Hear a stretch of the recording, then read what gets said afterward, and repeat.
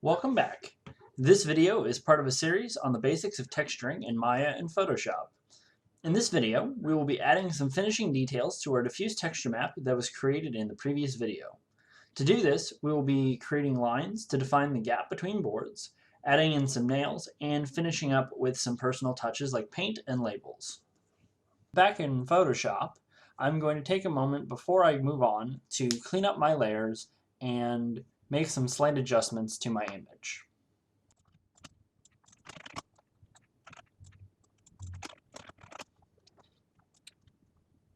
With all of my boards combined into one group, I am now going to create an adjustment layer, which can be found via the circular icon at the bottom of my layers palette, and I'm going to choose Hue and Saturation.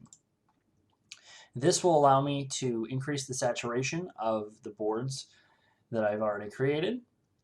And in order to make sure that it just affects this folder, I'm going to go ahead and check this icon, which will turn on a clipping mask, assigning it only to the stack below it.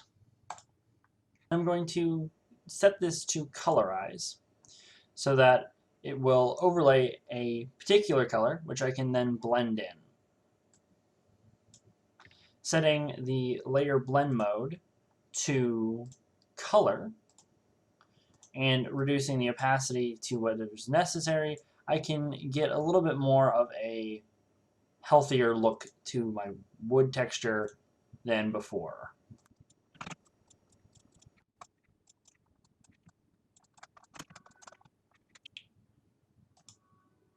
From here, I would like to start adding in some defined gaps in between my boards.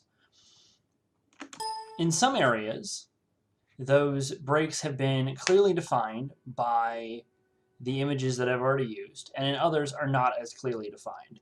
So to keep a consistent look across my texture and giving myself something that I can use later on in my specular and in my bump, I will manually define out these breaks between my boards with the line tool.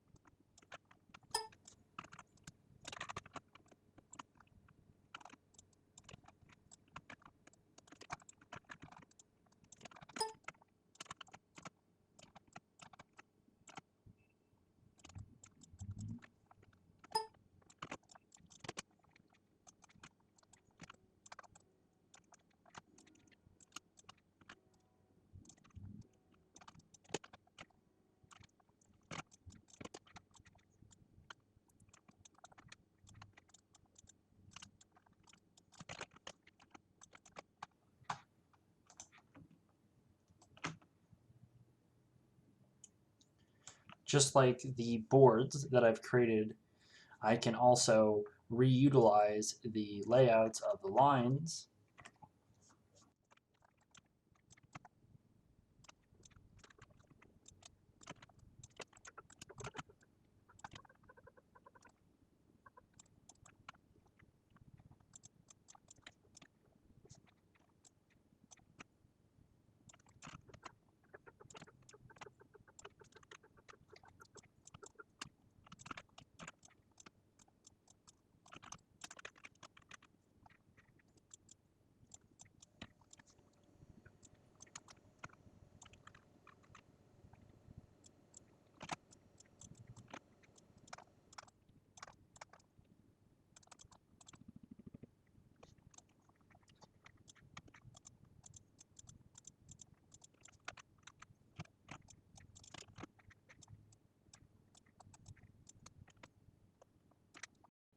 Now that I'm happy with the layout of my lines to break up my boards,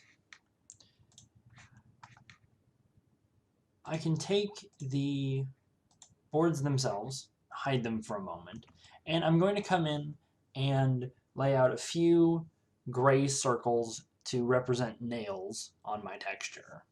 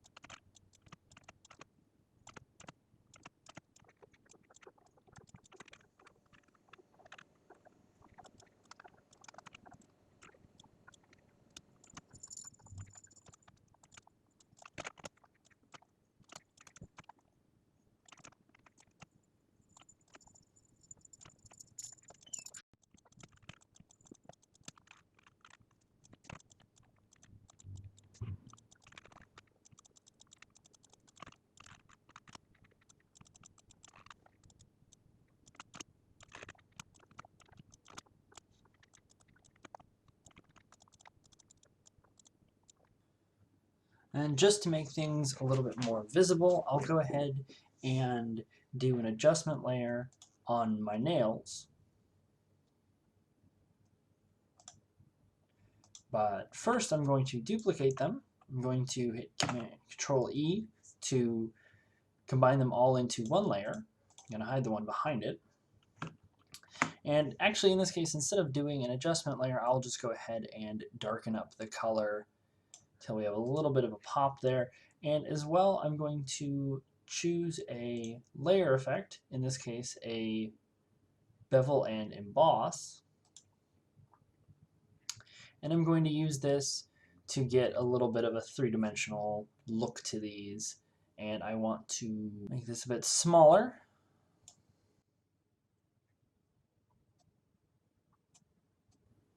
And change up the angle so it's a little bit more neutral rather than from a particular direction.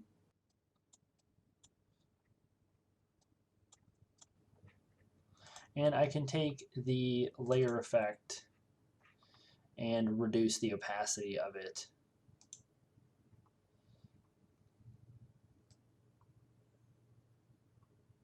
Just to help give things a little bit more pop.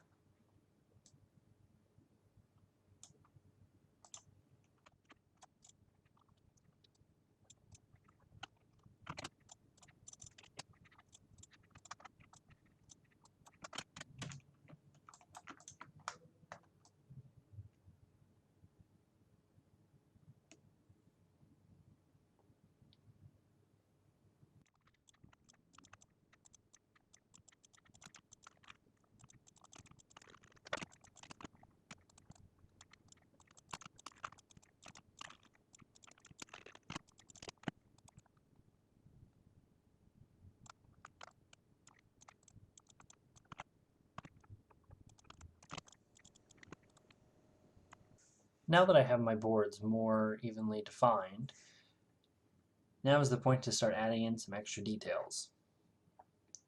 Things like paint or shipping labels will go a long way to give this boring old crate some personality. When adding in details like this, taking into account the shape of the surface of my object will go a long way.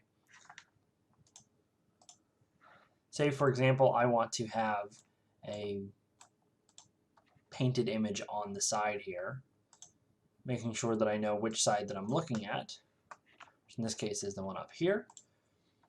I can then figure out a shape to go over that.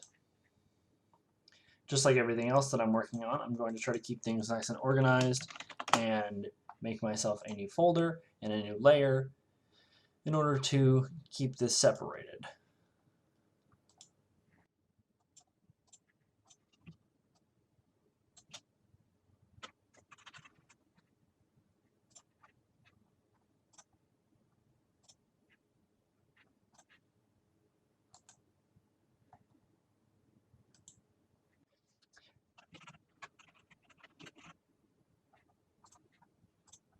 with an object like this, I need to take into account the fact that there will be breaks in the boards.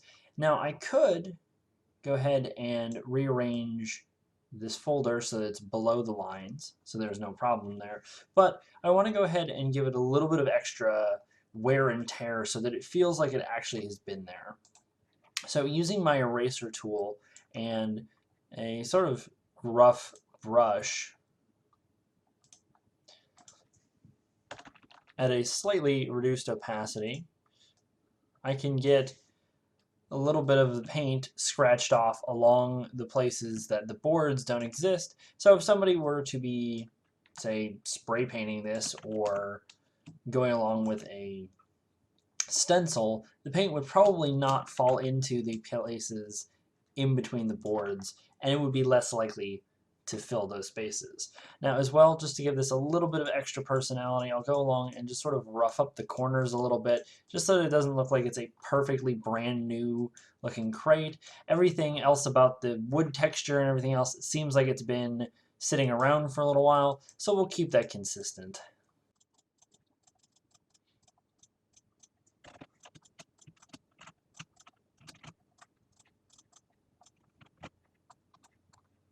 And I might decide that given the fact that this image is on the side now, maybe removing the support beam on this particular side to showcase that might lend itself better to my finished looking crate. Now let's go ahead and add in a couple other little details, maybe a shipping label or two.